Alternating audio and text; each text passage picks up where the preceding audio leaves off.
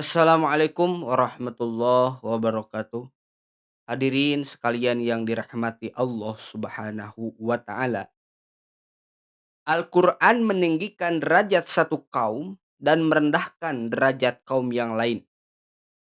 An Umar bin Al-Khattab radhiyallahu anhu qala Rasulullah sallallahu alaihi wasallam, innallaha yarfa'u bihadzal kitab aqwaman wa yad'u bihi akharin.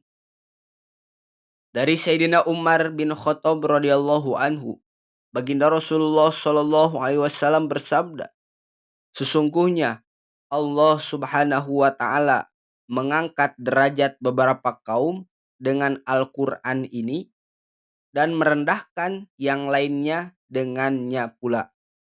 Hadis riwayat Muslim.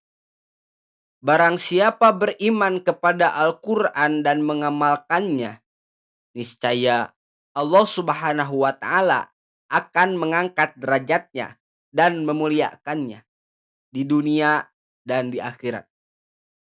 Barang siapa yang tidak mengamalkan Al-Qur'an, niscaya Allah Subhanahu wa taala akan menghinakannya.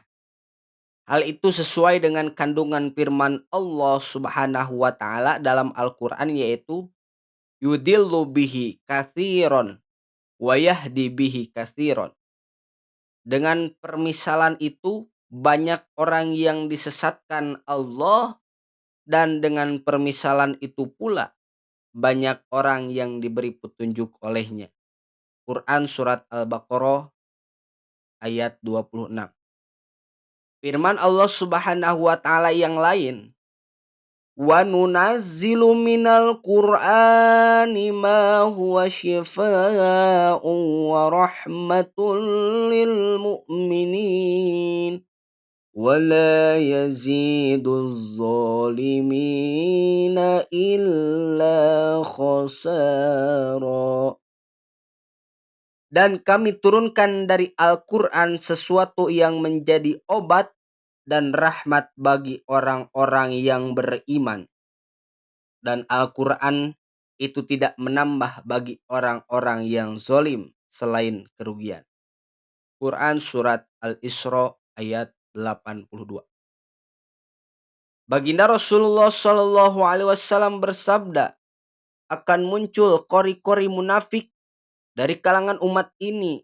Dalam kitab Al-Ihya disebutkan tentang keterangan sebagian ulama, ada seorang yang ketika ia memulai membaca surah Al-Quran, maka malaikat mulai memohonkan rahmat untuknya dan mereka akan terus berdoa untuknya sampai ia selesai membaca Al-Quran. Sebaliknya, ada pula seseorang yang ketika ia memulai membaca suatu surah Al-Quran, namun malaikat mulai melaknatnya sampai ia selesai membaca. Kenapa begitu? Menurut sebagian ulama, terkadang seseorang membaca Al-Quran tetapi tanpa disadari ia telah memohon laknat untuk dirinya sendiri terus-menerus. Misalnya, ia membaca ayat Al-Quran yang berbunyi ala la'natullahi 'alal zalimin, yang artinya ingatlah laknat Allah terhadap orang-orang yang zalim. Karena ia sendiri berbuat zalim, laknat Allah Subhanahu wa taala pun menimpanya. Atau ayat yang lain yang berbunyi fanaj'al la'natallahi 'alal kadzibin.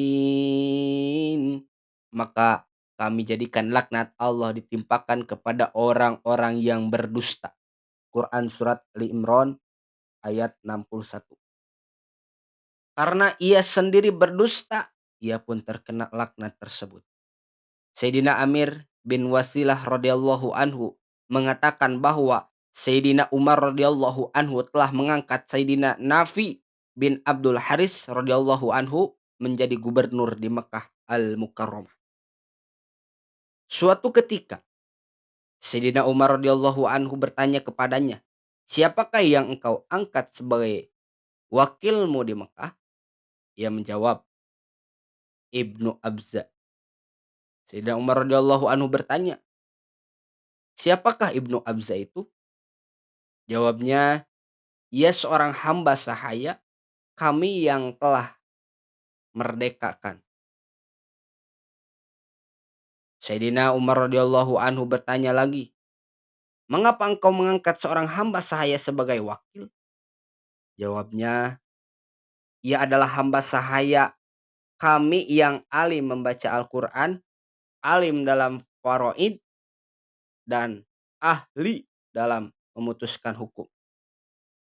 Mendengar hal itu, Sayyidina Umar radhiyallahu anhu langsung berkata, "Baginda Rasulullah shallallahu alaihi wasallam bersabda, melalui Al-Quran, Allah Subhanahu wa Ta'ala meninggikan derajat banyak orang, dan melalui Al-Quran pula Allah Subhanahu wa Ta'ala merendahkan derajat banyak orang, yakni orang yang tidak memperdulikan Al-Quran.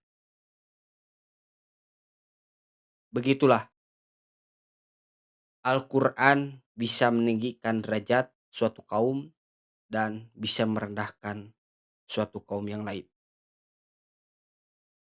Semoga kita setelah mendengar keterangan ini, kita bisa rajin dan rajin lagi membaca Al-Quran, istiqomah dalam Al-Quran. Amin. Ya Allah, ya Rabbal Alamin. Semoga keterangan ini bermanfaat buat kalian, buat kita semua, terutama saya yang berbicara di sini, umumnya kepada